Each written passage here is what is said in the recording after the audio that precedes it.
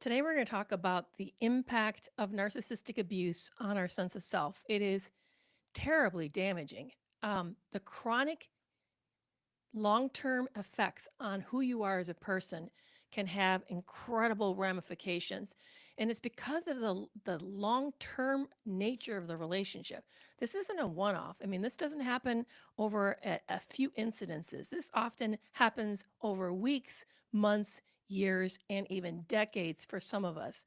I recently did a deep dive research asking ChatGPT to find me data, actual research links that were conducted on narcissistic abuse victims in comparison to other trauma victims, because I had heard from two different sources. Dr. Vander Kolk, I happened to be at one of his conferences and heard him say that 40% of those who experience a normal trauma, think of people who come back from seeing action in the military or somebody who survived an airplane crash, 40% struggle with PTSD symptoms.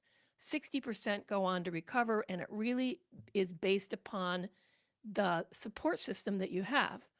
But then I heard Sandra Brown say that 75% of narcissistic abuse survivors do not go on to heal, whereas 25% does. And I wanted to know, what's the difference between a normal trauma that actually is life threatening and narcissistic abuse, which can be life threatening, but not always is. And what shocked me was the fact that, yes, the research does bear that out, that the rates of narcissistic abuse are much higher among victims than they are when you suffer some other type of trauma, even though maybe you don't think that your life in that moment is directly in jeopardy, but there is a sense of yourself is in direct jeopardy. So there is something that's incredibly powerful. And one of the reasons has such damaging effects was because of the length of time that these abusive relationships occur and the incremental wearing down that happens to our sense of self. So today on this live, we're going to get into how the actual way that it damages you. We're going to cover the impact that it has had and why it's so impactful. We're going to talk about the early clues that it is making a difference and starting to negatively shape and affect you. And we're also then going to end the discussion today with practical steps on how to rebuild your sense of self if you're somebody who has experienced narcissistic abuse and you really would like to reclaim yourself. I'm so thrilled that you guys are here. I'm Dr. Kerry McAvoy. If you're new to this platform or this channel, I'm really thrilled that you're here. I'm always do this. I'm here every Tuesday at 4 p.m. Central Standard Time, and I'm just really thrilled that you're here. Now, one of the things that I'm talking about, this damaging to your sense of self, I'm really talking about the fact that what happens to our personality begins to shape us. You start to pick up what's called echoistic tendencies. Now, you may never have heard the term echo before, or I'm sorry, echoism before.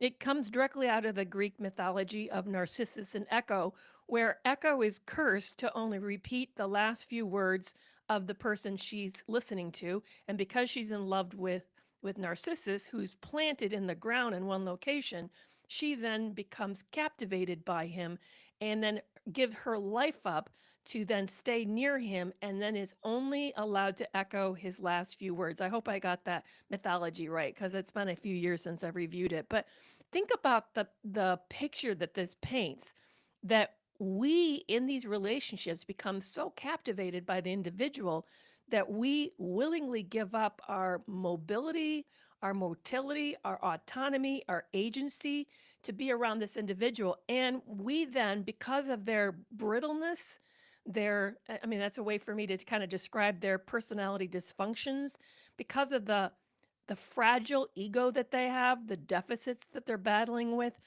They don't have the capacity, they often are, to deal with a normal stress, normal life challenges.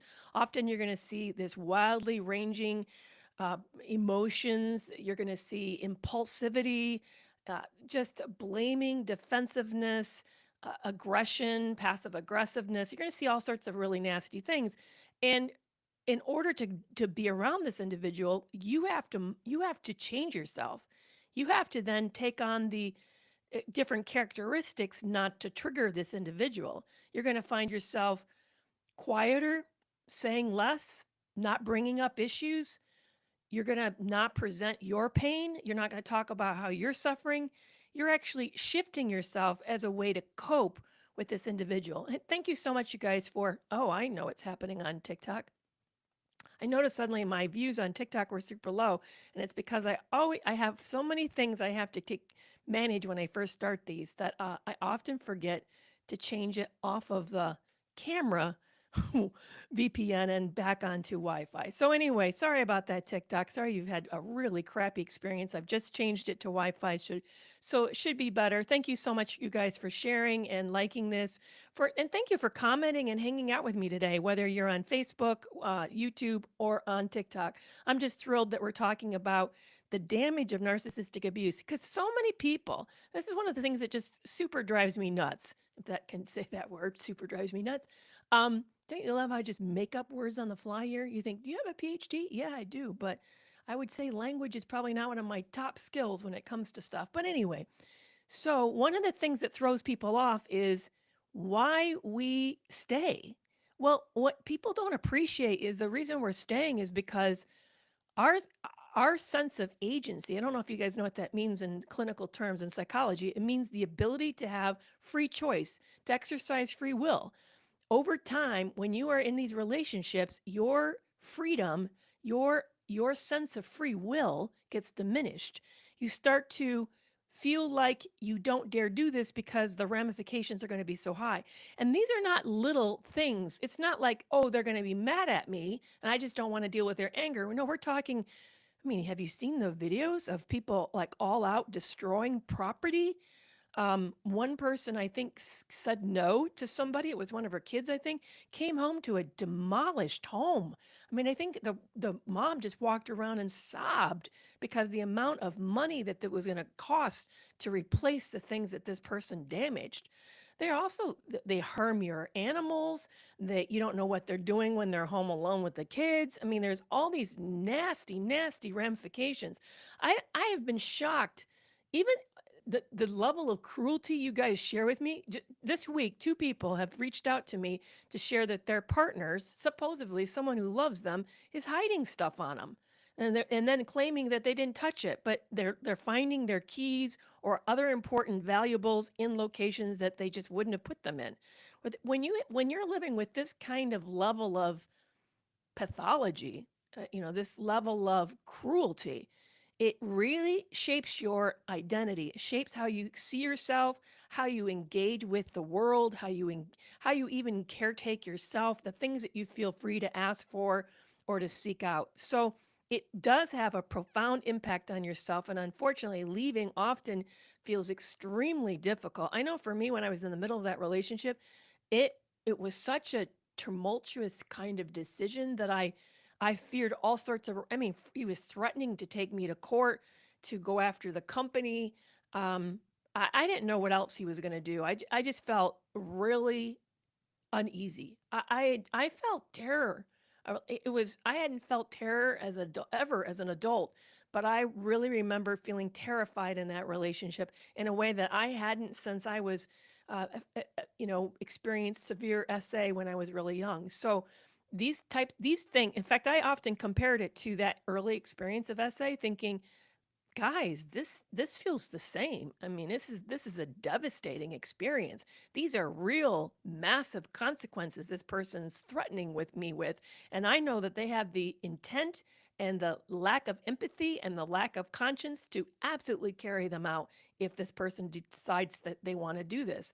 So it's really high stakes when we're in these relationships. So we start to build our sense of self around this individual. So here's how this starts to happen. There's a constant invalidation that undermines your self-confidence and your trust. They will diminish or dismiss your feelings and perceptions and reactions. And yes, this is a form of gaslighting. They'll say things like, "You're just being too sensitive," or "It never happened," or "I think you're remembering it wrong." And then over time, you start to actually internally start to question yourself. You'll actually like replay memories to ask yourself, did it really happen the way that you did, the way you thought it did? And you'll start to lose confidence in your memory, even when you know that it actually is true, but it makes you wonder, like maybe I got it wrong. I So many of you come to me and talk to me, whether it's in group coaching that we're doing or in the toxic free relationship membership club, or whether it's just directly through DMs, and tell me stories and say, I know this didn't happen, but it made me go back and wonder, did I get it wrong? I mean, you'll outright know that isn't true. Here's a clear example, where my ex tried to rewrite my memory, and it happened so close, and I had, until I've gotten older, I've had a really outstanding memory, probably a better memory than most people typically had. He said that we were going to visit his mom's friend who's coming into town, and his mom was going to stay at the hotel and have breakfast with her friend, and that he and I was going to go out and have breakfast on our own. We're going to have a little outing while she has her visit. And I thought, what a great idea! It sounded so nice, and things between us had been kind of tense, so I was surprised and pleased by it. We get to the hotel. We have to drive. It's about an hour away. We drive up in front of the hotel, and we're dropping her off. And she had just had surgery, so she needed help, and he's getting her out of the car with her wheelchair because of the recent surgery in her knee. And he looks at me, he says, "Get out. Come on. Why are you not getting out?" And I'm thinking, well, because you're dropping her off, and then you're going to come back and we're going to go to breakfast. And I said, because aren't we doing something else? He said, no, we're not. We're having breakfast with her and her friend. It would be rude not to. And I'm thinking, what? That's not the conversation that we just had. But on the other hand, it's in front of her. I didn't want to make a big deal. And plus, it's in the moment. So I'm on the spot and looking kind of silly. So I said, oh, okay. And I unbuckled my seatbelt, hopped out. And I remember sitting there with this, you know, two friends talking and catching up, thinking in another language, by the way, it wasn't in English either, thinking this is really odd. I don't know what we're doing here, but I need to just go along. And I remember, in fact, I never even brought it up again because my thought was, why? All he's going to do is claim that he never said that when I know he did. But I know that he didn't do this, and this was a completely rewritten experience. So that's an example of how gaslighting can happen. And even though I was never uncertain of what actually took place and that he had shifted it on me, it did put me in this place where I was, you know, insecure. I felt awkward. I was now on not good footing because I'm trying to play along with something that was completely out of what I expected. And I'm also navigating the relationship with him and around his mom and trying not to be upsetting, a bad element, and also not start a fight. And you can see how if this happens over time, it can have a terrible impact on your sense of even how to predict, what to look forward to, learn what to expect. It would keep me on constant insecurity and instability as a result of that. So this constant invalidation really has a very undermining effect on our sense of self. And then the chronic gaslighting, and I know that we've also just been talking about another form of gaslighting, but the gaslighting is even broader than that. By the way, a lot of us misunderstand gaslighting. So I want to take a moment and just explain what it is and help us correct what it isn't. Gaslighting is a changing of feelings, perceptions, and experiences from one interpretation to another. You say something, hey, I left my glasses on the counter, and gaslighting person would say, no, you didn't. I saw you drop them in the drawer. You never put them on the counter. You know that you did it. You remember clearly that you did it, and they're basically rewriting your experience, rewriting reality, and changing it to something else. It always includes a lie, but here's where we get confused. Lying, all lying is not gaslighting. There are lots of different types of lies. So you can tell a lie and it has nothing to do with gaslighting. But gaslighting always contains a nugget of a lie. So here's another form. You say, hey, this happened and it really upset me. I don't know why that happened. Can we talk about it? And they'd say, you know what? You're just being too sensitive. You make such a big deal out of everything. Do you really need to do that? It was a nothing. That moment was a nothing. See, your feelings is what is valid and needs to be heard and processed. But gaslighting overwrites it and says, no, you experienced yourself wrong. That's actually not what happened. What actually happened was what I attribute to what you just felt or experienced. It's my interpretation. That's gaslighting. Here's another form of it that happens. This is something that, again, was just recently being shared in the Toxic Free Relationship Club. Members' child ended up having an injury, and the parent, this member, said, I thought my child was in trouble and needed to have medical help. And the partner, the ex-partner, said, no, you're making a big deal. It's not that big a deal. You're wasting your time getting help for this individual. And they go, no, I think this child needs help. So they went ahead and got attention and found out it was something really serious, that it was exactly as the parent and the child was saying. It's something really serious. So sometimes gaslighting can even be about your physical experience. Years ago, I'm allergic to bees, and when I get stung, it feels like you just jammed a hot poker into my body, and it burns like that for hours. It's terrible. And I can tell you, nothing helps. I've tried everything, cortisone, I've put baking soda on it. It just burns awful. And then it often swells. Well, one of my relatives said, no, bee stings are just like getting a pinprick. And I'm thinking, I don't know what pin you've ever been pricked by, but it's nothing like a pinprick. It felt like it's a red hot poker been stuck in whatever my inside or arm or whatever got stung. Years later, this family member became allergic to bees themselves. And they said to me, oh my goodness, I just got stung and it felt like a poker. And I'm like, yeah, I know. I've been trying to tell you that for years. That's another example of gaslighting.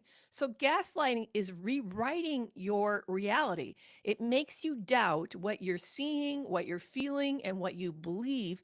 And what you do is you abandon your version of your experience in order to stay connected to the individual.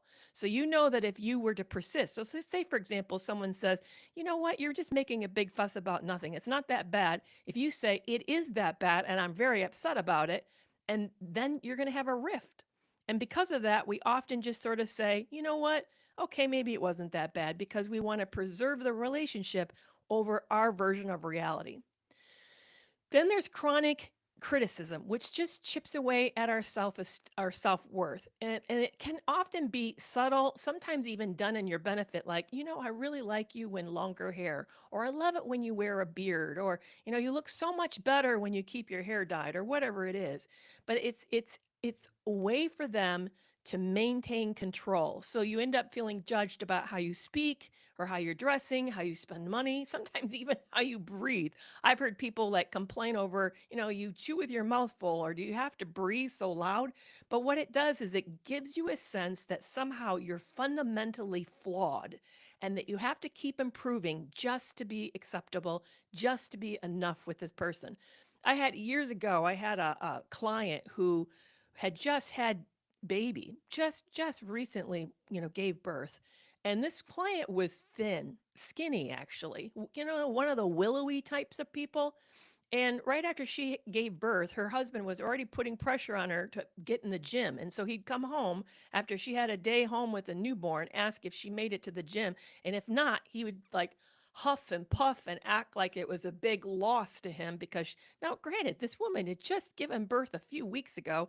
And on top of it, she already was, I don't know what his issue was, because she was a slender woman. But see, that's another example that you feel like the criticism that just even that, did you make it to the gym?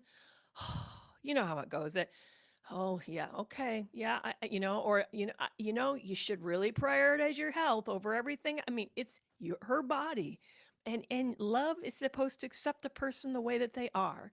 But you end up feeling, like I said, like you're fundamentally flawed, like there's something inherently wrong with you. The fourth way that narcissistic abuse damages our sense of self, and just to review, the first is the constant invalidation undermines our self-trust. The gaslighting is rewiring our reality. The chronic criticism is chipping away at our self-worth. And then the fourth is the conditional love reinforces the risk of abandonment. So this person loves you because of what you're doing for you. Or I'm sorry, they love you because of what you're doing for them. And if you stop performing, because remember, these relationships occurred when we were being idealized, when everything seems super perfect and extraordinary. So now that they've moved into the devaluation stage, which was really literally like feeling like a switch was flipped, you've now know that and it could be over something silly. I once heard Lee Hammock, a self-aware narcissist, said it could be that you just didn't use the right fork at the table. Or it could be, I mean, it could be something super minuscule to you that was an ordinary event, but suddenly in their eyes, you fell from grace and they don't ever see you the same after that. And so now you feel like I have to show up in a certain way. I have to look a certain way. I have to be a certain kind of person. You learn to start to erase parts of yourself in a way as a way to keep them interested and challenged and in feeling connected to you. I was starting to say in love with you, but no, I don't want to say that because this actually isn't a form of love. They conditionally accept you under certain situations. So you start to mold your identity around their preferences, not around who you actually are. It's not unusual for me to meet you when you all are out of these relationships where you don't even know what you like to eat anymore. You've lost connections to your hobbies. You certainly have lost connections to your most important relationships. And you feel like you've lost your voice, that you don't even know for sure who you are anymore because of the conditional love has reinforced your self abandonment over time. So that's number 4 of the ways, the fourth way that narcissistic abuse damages our sense of self. The fifth way is that it creates role confusion. Have you ever noticed that you're not you, you're a role?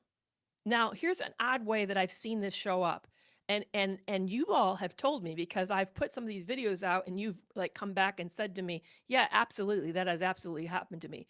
They'll call you my wife, or here's my girlfriend, or my fiance, or they'll refer to you, or my husband, my hubby. They'll refer to you as my, and then there's a role. And they talk about what you do for them, not who you are. So if you ask them, "Why do you love me?" they're going to give you a description that defines a function, not something that is actually a characteristic of you as a person. So for example, if you say, "Why do you love me?" "Well, because you take good care of me," or "Because you're so good with the kids." See, again, these are roles versus, "You know what? You have that cute dimple that when you smile, it just makes my whole world light up. It's like you light the world with your smile." See, that's about a person, not about a function. Or another thing about a person would be to say, "You have the quirkiest sense of humor and just make everyone laugh around you." Notice, by the way, that I'm naturally smiling saying these things. And that's because they're describing something precious about a person, not what a person does for me. When I describe what a person does for me, it's almost from a sense of entitlement. Like, I like what you do for me. I deserve that. And I like that you step up and step in and do this for me. So you end up feeling like your role is to become their caretaker, their buffer, you're their peacekeeper.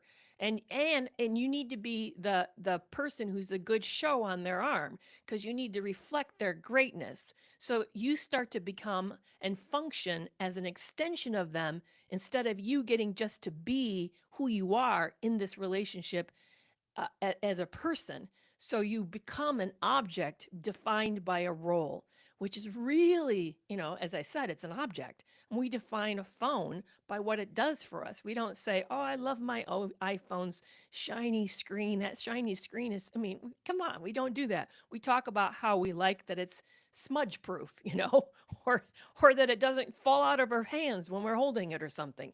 So that's what happens to us in these relationships, is that we start to lose our sense of us as a whole person, and we start to see ourselves as an extension of them.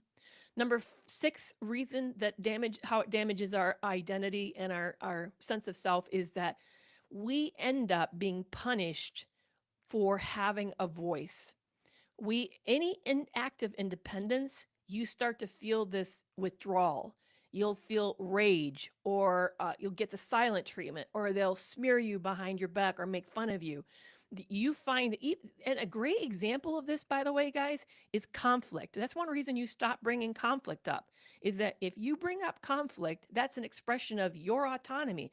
I don't like X, or would you mind? It really bothers me when this happens. This is all an expression of you with a self. And because you brought up yourself, then that gets viewed as a threat. And then they do something to retaliate because they want you to stay small. They want you to serve them, not be your own individual. I saw this once through a really silly example, but it was powerful. It hit me hard. My ex had a particular type of snack that he had to have every day. Seriously, every day he had to have this snack.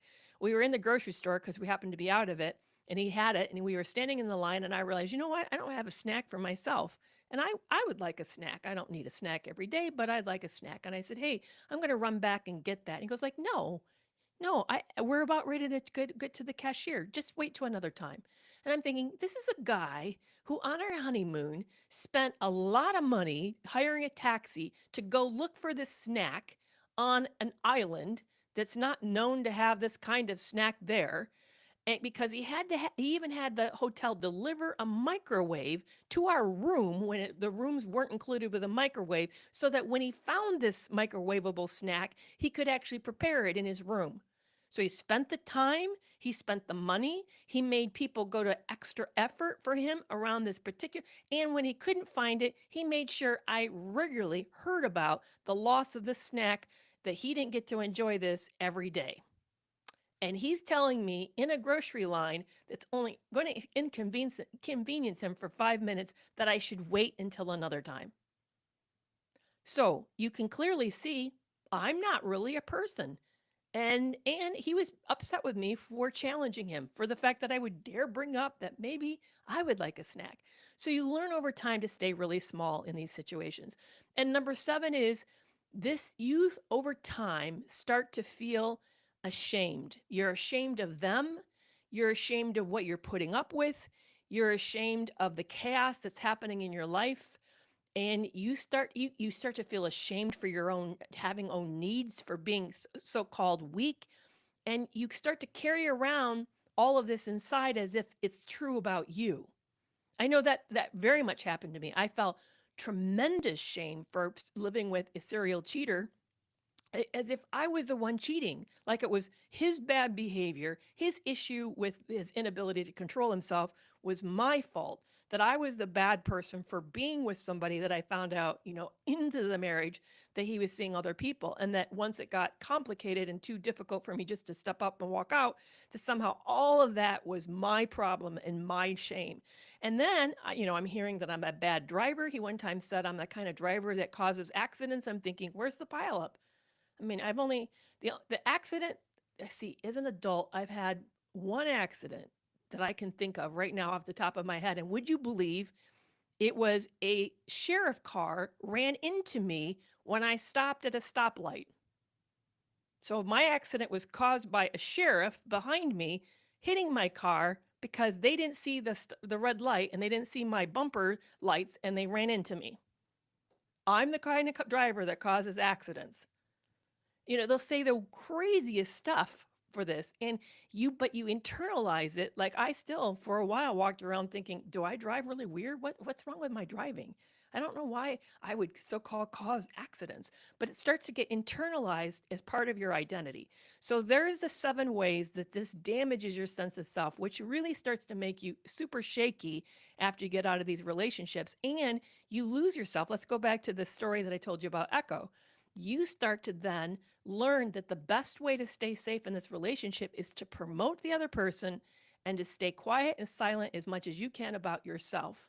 You start to live through the other person and avoiding your own self, because that's too dangerous. It upsets things, it creates conflict and fights, and it's just easier to not have a self than to have one. And it's easier to promote them all the time instead of trying to promote yourself alongside of them. And that is a form of echoism. And echoism can develop because you grew up in a narcissistic family. But I also think, and if you want to learn more about it, please check out Lynn Strathy, the Echo Chamber 2025 on Instagram. She's also, I think, called the Echo Chamber on YouTube, Lynn Strathy. She was featured last week on the Breaking Free from Narcissistic Abuse podcast. If you'd like to learn more about all the ways this gets manifested in our lives, she's been talking about it and just has fantastic fantastic content. So here's how to know. Okay, you're saying, all right, is this me or is this really something? Maybe it's not happening to me. I don't know. But I've got you, let me tell me how many questions. I have 7 questions that you can ask yourself to see if you're starting to get a shaky sense of self after being in a toxic relationship. So here are 7 clues that can say you're starting to get shaky as a person, as an identity. Number 1, you find yourself struggling to make simple decisions without anxiety. So you might be in the restaurant and you're looking at the menu and you're feeling overwhelmed because you have been trained to prefer to focus on what they want. So you're worrying about whether or not that menu has the right kind of items that they're going to prefer over others. For example, here's how it happened with me. My ex had a very strong preference when it came to soft drinks. Strong preference. It had to be Coke. Couldn't be Diet Coke, couldn't be Pepsi, and it couldn't be an off-brand. It had to be Coke. And if they didn't have Coke, then he let me know that he was upset. Couldn't believe we were in a restaurant that didn't serve Coke. And it just would like ruin their time. So here you are, you're sitting here at a restaurant looking at the menu and you're fretting, do they have Coke or do they not have Coke? Because if they don't have Coke, this is going to go really bad, really fast. So you start to find yourself getting anxious over really simple things because you're so used to be prioritizing their needs over your own. And you start to even then start to say, you know what? I don't, if I was a Pepsi person, do you think I was going to have Pepsi in the house when I was living with that? No, of course not. I was going to learn to like Coke, even if I wasn't a Coke drinker. I was going to start, it just didn't make sense to like run against that. You know, it was too hard because I would constantly hear how much better Coke is over Pepsi when really, no one frankly cares. It's a preference, but you start to like literally give up pieces of yourself just to keep the peace in this relationship. Number 2, are you apologizing all the time and sometimes you don't even know why? You start to catch yourself saying sorry. You're sorry for taking up space. You're sorry for having an opinion. You're sorry that they're upset. You're sorry that something's not quite up to their expectation.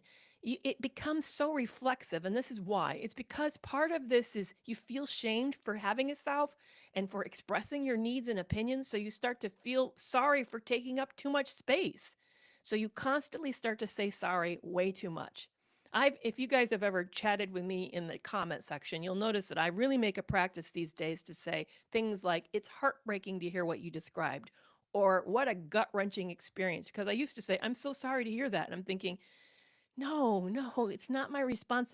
I didn't do it for them, and I know it's something simple and you're not even asking me to do that, but I'm just trying to get out of the mentality of feeling like I have to be sorry for the world's cares when I know that I don't, I don't want that for you, but I also don't need to feel responsible for it. Number 3, you feel numb when you ask for what you want and need. So someone will say to you, what do you need right now? And you literally will just go blank. Or how are you feeling right now? And you don't know how you're feeling right now.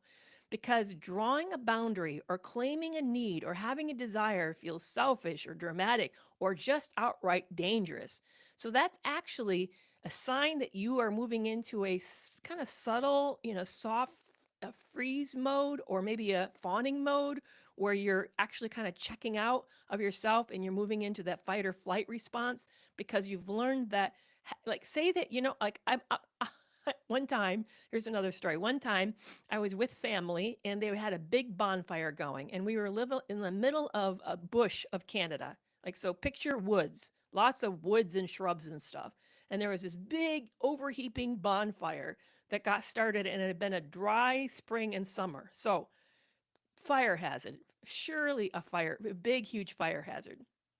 And the family members started it and they started like rocking on the wood. And I'm thinking, this is going to be a catastrophe. And I remember saying, you know what, should we just push it into the center? And maybe we should keep the fire a little longer. And by the way, where's the hose? And I remember having this, somebody jumped on my throat for saying this.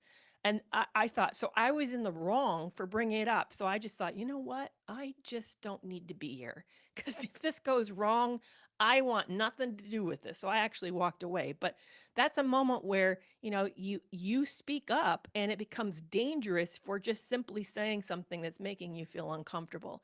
So we start to just numb out. We start to not know what we need or what we're feeling or what we want, because it's just easier not to rock the boat, because being a person, once again, in these relationships is a problem. Number four, you start to second guess your memories or emotions. So you start to replay conversations and you wonder if maybe you're the problem, and you start to feel guilty for being angry or distant or even having a feeling, because they start, because all the gaslighting, you're doubting your perceptions and you don't really have had much room to have feelings. So you just start to not feel like they're allowed.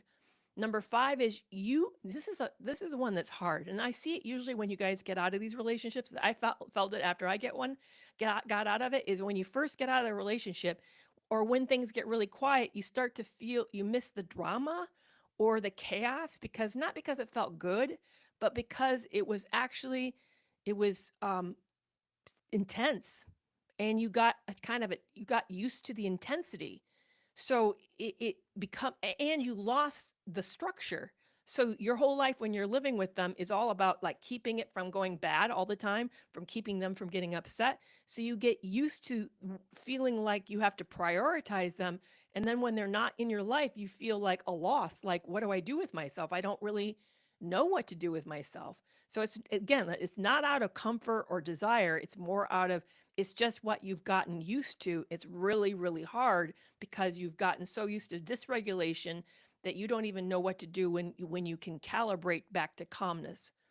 Number six, you downplay what's happened. You'll tell yourself, you'll tell other people around you that it's not that bad, or they didn't really mean it, or they just were really hungry, or it'd been a long day at work, because admitting the reality of what you've been experiencing, the full impact of it, feels so overwhelming, so much that again, you feel ashamed because you feel like it's your fault that you're in the relationship. So it's just better to sort of minimize it. You minimize it yourself, you minimize it to others, and you minimize it to yourself. And number seven is you start to struggle to describe yourself out of the relationship. You don't really, your sense of self has been now so consumed by this individual that, as I said, you've given up your hobbies, you've given up your friends, you don't even know for sure, what you like to eat anymore. So you struggle now to know, who am I and what do I like and what do I want out of life, because you have prioritized that. So these are the signs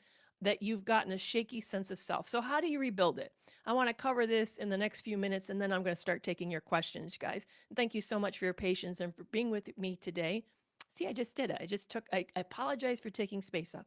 But I don't need to thank you for your patience. I'm thankful that you're here. Thank you for being here and doing this with me today. Because this is a topic that's very near and dear to my heart. It's something I'm actively working on to improve. I want to heal after being in these relationships. I want to be comfortable taking space up. So it's really important to me to learn this alongside of you. So here's practical steps. I want you to start asking yourself small, stake questions like, what do you prefer to do? Do you want to lie down or you want to go for a walk? Do you want coffee or do you prefer tea? Even if you don't really know, maybe, like recently my son and I got in a discussion like, what kind of Kai's cheese do we like? It's okay that you don't know. Just use these moments as a way to find out. I don't know if you guys seen the movie. It's kind of older now. It's one with Richard Gere and Julia Roberts. It's about the wedding. As a woman who had been engaged so many times and never got married. And then at the end, he asked her, "What kind of eggs do you like?" And she would always claim the kind of eggs she liked is whatever the style of eggs of the person she was with. And then the very end, you learn that she actually doesn't like eggs at all. So that's an example. I would love to have you to start to ask yourself, what do I like? What do I want? And if you don't know, it's okay. But take that as an opportunity to make this as a challenge to get to know. Somebody's talking about, what kind of sandwich do you like? I mean, you may have always made ham sandwich because your partner insisted that it had to be ham, but maybe you really actually don't like sandwiches at all. Maybe you're a wrap person. So, but use that as an opportunity to discover more. I'd love you to create, number two, a me list. List 10 things that you like, want, or miss without filtering anyone else's preferences. So maybe it's a song or a type of snack. Maybe it's a certain kind of weather or a memory of when you really felt safe. But I just would love you to create something that's simply all about and only about you. And let that be something that kind of like you resonate with. Number three, I want you to be very careful around people who confuse you and confuse your reality. Even so, hopefully a lot of you have gone no contact with the most toxic people in your life, but you still may find that they're invalidating voices in your life. Maybe it's family, maybe it's social media, maybe it's certain kind of community friends or something, but give yourself permission to mute, block, or take up space, or I'm sorry, take space from this individual without feeling any guilt. Really see that when you experience this kind of invalidation, that you protecting your peace of mind, protecting your recovery is not you being dramatic or difficult, it's you respecting yourself. It's really you respecting yourself. And I'm so glad you're here from Australia watching me today. You guys, it's really early in the morning for you. I appreciate that. Number four, I'd love you to speak to yourself the way that you wish your most loved person had. So maybe it's, oh, thank you for that gift. Maybe it's you imagine what your best friend would say to you, or imagine somebody that really loved you well would say to you. Write down a sentence that you would love to hear them say, like, "I believe you. You didn't deserve that." And consider even making this a daily mantra for yourself so that you're talking to yourself in a way that you really wish that other people would do for you. Here's something that I need to get better at, because I don't know if you noticed, but I try to be a very kind person. I really try to live that way everywhere. I try to live in a generous, kind of open handed way with other people. Why do I do that? I do it consciously. I do it because I'm going to feel emotional telling you this. I do it because it's the way I would like to be treated. So I give you what I wish I had more of in my life. And so I try to be the example of what's been missing in my life. I need to do that for myself. And I am trying to do that more, but it's easier to do it for you than it is for me to do it for me. So that's something I need to do more consciously, is show myself the same kind of love and care and generosity towards me that I really try to give to all of you, just because one, I just love you all, and I really hate hearing what you've gone through. It's really important to me that we heal. But I just love people. I love you, and I love what you got, your health and your desire for your dreams and your hopes, all of that. But I need to do that also more for me. So start to do that for yourself. Number five, anchor your body every day, even if it's just for 2 minutes. Because toxic relationships get us disconnected because we're in that fight or flight place. We lose touch with ourselves. We're focusing on trying to survive so much that we're no longer aware of how we're feeling or even what we're feeling. So consider each day just stopping for a minute or two. Like maybe you could put your hand on the chest, take a few deep breaths, maybe stretch and really notice what that sensation feels like. Maybe it's having a warm drink or a cool drink and then feeling the weight of that cup of that whatever, that soft drink or whatever it is that you're drinking in your hand, and what it tastes like, what it smells like. But just center yourself, ground yourself back in this moment, in this day. I recently moved to a house with my son, and we have a beautiful back patio with mature trees. And I've made sure that I have a little table out there where I can eat a meal. And even today, I had my meal out there, and just, sometimes I stop and I soak in, just listen to the birds and feel the sun on my body and feel the warmth of the air on my skin. Just soak in the sensation of being in that present moment. Number six is journaling without editing or trying to make it make sense. This is another practice that I do. In fact, I've bought a really nice journal for myself so that I have a special place that makes it feel like a special moment. But considering just writing down whatever it is that you need in an uncensored way to where you feel that this is just your space, let it be messy. Let it be, it's okay. For example, my writing is nearly illegible. I don't know if anybody ever will open one of these and be able to read a single thing that I said. I don't even know if I could go back and read a single thing that I said, but I'm doing it just for me. So consider this kind of exercise. It just gives you the freedom to do that. And number 7, the last is join the spaces that reflect you, not erase you. Find places that really accelerates your sense of being a part of a community or a support group. Maybe it's a club, maybe it's a course, maybe it's a community, like an online community, but or maybe it's even in person. But find the spaces where you feel that's you're understood, that you're normalized, that you're safe. For example, my sons and I are all autistic, and we'll often do things that are kind of a little odd or weird. Like one of the rules are we always get together on Fridays for dinner and a date. It's what we call it. It's not really a date, but it's a dinner and a movie, we're having together. And we often will watch a TV series. And one of my sons doesn't like us starting one series and stopping another. He doesn't like us breaking the continuity of a series just because another one started that's more interesting. Like, we need to finish it. And you know what? We do not make him feel silly for that rule. It's okay.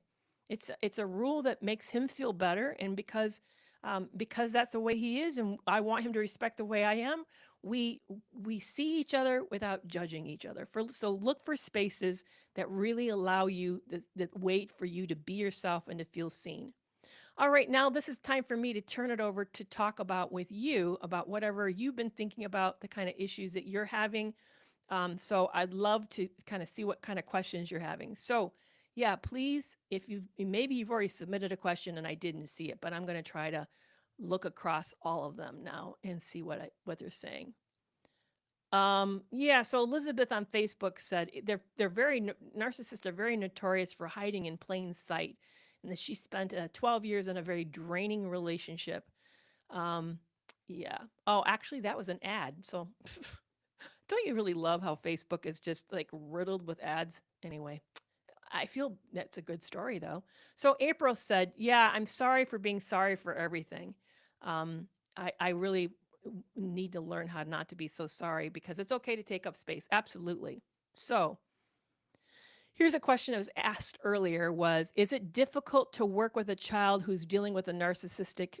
Okay, it's difficult. Early, it was mentioned that it's difficult to work with a child who's dealing with a narcissistic boyfriend. Yeah, that's a common problem. I've noticed that that's when you get to sort of like older. I'm sorry, let me say that again. It's painful as a parent to see our kids make choices in relationships that we really wish they weren't making, for them to pick partners that are not that healthy or not that good for them. And yet you also know that about the moment that you step in and you say something, it's going to go really wrong. It's going to be viewed as you being intrusive in taking control when you're really trying to watch out for them and trying to keep them safe. What I would do is think of it as coming alongside of them instead of coming at them. What do I mean by that? What I mean is coming alongside of them is paying attention to how this relationship is making them feel. So if you notice that they're starting to have more down days, or they come home in a more upset state, you can ask, "How is it going? How are you doing? I I've noticed lately you feel a little down, especially after you've been out on a date. Is everything okay?" So you're not judging, you're just opening up the conversation for more depth for this person. They have to come to their own mind about the healthiness of this relationship. You telling them it is good or bad is going to only create resistance. They're going to work against you, not with you. And you already know that if this person has narcissistic traits, they're setting it up as a competition already. You know your parents are not going to approve of me. You know that, they're already doing that naturally. So see this, don't step into the trap. That's the hard part. You want to because you care about them and you love them. But see, your goal is to release them into adulthood, that by 18, they're on their own and making their own decisions. So your challenge is, how do you then see them as another adult where you respect their opinion and their opportunities to make mistakes, just like you had the same opportunity to make mistakes, but you also are there and available to really help them as they make this decision and navigate the trickiness of this relationship. And remember, it's tricky. It takes a lot of effort to get out of these relationships. It's going to be the same for your child, your daughter or son who's your child. So should I confront a friend who has narcissistic tendencies, or should I move on from them entirely? They constantly lie to me and manipulate people around me. I would ask Dr. Bones why you're in the relationship to begin with. I'm not asking that facetiously. I'm not, of course, you care about this person. You probably thought that you were going to have a meaningful relationship with them. But I'm asking you now that you know that they're manipulating you and lying to you, what is the benefits you're getting out of this relationship now? Why are you continuing with it? Is it out of loyalty when this person actually isn't showing you a whole lot of loyalty? Is it out of reciprocity? Well, I don't really see a lot of reciprocity. So sometimes we get into these relationships and we believe that we owe this person something when actually there's not the return of that same type of respect back to us. And we need to really consider, are they treating us like a friend? Do we feel as loved by them as we show love to them? I think those are the really kind of helpful questions to ask ourselves to help us consider whether or not this is a relationship that should continue or not. So, Rising Phoenix, I don't quite understand your question. That's an interesting question. You said that that person asked for validation from you. So I hope I gave the validation. Um, I would think it's totally okay to move on. Totally. To me, that's not a betrayal. You already were betrayed just by the fact that that was happening. Yeah. So it sounds like something is being asked of me. So Sam asked, I'm 6 months no contact and it feels like I take one step forward and two steps back. Some days I feel like I'm overwhelmed and I'm lost in the grief and I'm wondering if I'll ever find me again. It is a long process, Sam, a really long process. I'm now 6 years out of the toxic relationship. I would say sometimes I still feel that narcissist in my head, if you know what I mean, where I think they would think this if they were here. And I'm thinking, why? Why would I care? And they're not here, and I don't ever plan to have them here again. So it's a process. But what I've found over time is that it's slow healing, but it's messy. I really want all of us just to give ourselves tons of patience, tons of patience, because it's a very messy process. You're going to have days where feels like you take one step forward and two step back. But what you're going to notice is over time, you're doing things in a different way. If you could take a snapshot where you were when you first left to where you are now, you're going to find that there's a big change in the functioning level. You probably are doing more. You probably have structured your life again. You're probably picking up things that you haven't done before. You're probably having new habits that you haven't had before. But yes, the emotion is a very messy process. It's interesting that you brought this up because just before I came on the live, I was getting ready to open enrollment for Healing Strong for this summer and fall. So if you're looking for help, this is a 12-week group coaching program where it's directly with me. It's live with me over 12 weeks. And we work through feelings that often get us hung up. Like, what do we do with the anger and the shame and the guilt? How do we find closure when this person's never going to give us closure again? So keep an eye out for that because I'm going to be opening up for there's going to be only a limited spots come this late summer and early fall. But that may be another helpful way to really process this. Yeah, it is really messy. I do agree. And Rising Phoenix, I'm proud of you too. I'm very proud of you for the growth that you've had, well, I appreciate that. Appreciate that. I'm glad that I've been helpful. We're all in this together, aren't we? Very much so. Oh, so Lynn's here. So you guys, the echo chamber on YouTube is here. If you'd like to get more content on echoism, please check her out. She just posted. She said, I really appreciate everything you're saying. All the elements that you're discussing about recovery are things that I've worked on or that I'm still working on. Yeah, it's a process, definitely. Yeah, I'm glad that there are new people here. Thank you. I have a couple moderators here in the audiences, and I really appreciate all their help today. That is so much. Yeah, we all are loving on Echo Chamber here on YouTube. And if you guys on TikTok, you can find her on YouTube or find her on Instagram as Echo Chamber 2024. The Echo Chamber 2024. Should I allow my son and his wife to continue to abuse me? I don't want to lose my grandchildren. So I hear beyond words is you're in a bind. The bind is you have to, in order to see your grandkids, you're going to have to tolerate the terrible hoops that you're jumping through in order to maintain that contact. They're holding the grandkids over your head as a threat is what I hear. And that's common. This is a common problem. I would say it depends on what the abuse is. So if it's inconveniences like maybe holiday times that you don't like, maybe it's limited access to the visits, that's one thing. But if it's starting to be hurtful to you, where it's actually undermining your credibility, affecting your integrity, costing you self-respect or respect in general, that's might be the time where, in other words, there's got to be a line. You have to unfortunately find a line, and they're doing this on purpose. They're pushing you. It's a setup. And actually, I'm thinking this out loud, and this is your follow. I'm with you, trying to think this out loud with you. Individuals who do this are actually pushing the relationship on purpose to see how far they can push it. And you'll notice that the requests get more and more ridiculous. And that is because they're invested in you having a relationship and maintaining a relationship. They're invested in upsetting you. It's all about disturbing the peace, not getting along. So at some point, you're probably going to have to make a choice whether or not it ceases to serve you. And at that point, let it go. Because here's the thing, and I know this is a super painful thing to say, especially if the grandkids are young. At some point, they're going to get old enough and they're going to have their own opinions. And at that point, they can reach back out to you. And I know what I'm saying is not an easy thing. I know that. I know that. But prioritizing connection over you becoming a doormat teaches everyone around you that you are a doormat, and you'll get more of that treatment.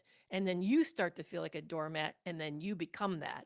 So it becomes at some point where we have to just realize that we can't preserve relationship over personal safety. And if you've been listening to me in the last month, that's been my mantra, that I realized for the longest time that I always preferred connection over my safety. And I'm now realizing that my safety matters more.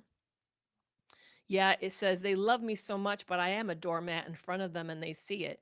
Yeah, and then what will happen is the kids then think that's okay to treat grandma that way because everybody else seems to, and she seems to approve of it. And then what happens, and this is what I've seen, I've actually know people that this becomes interjected, meaning it becomes part of your identity, that you think then you're a doormat and you don't think you deserve any more and any better than that.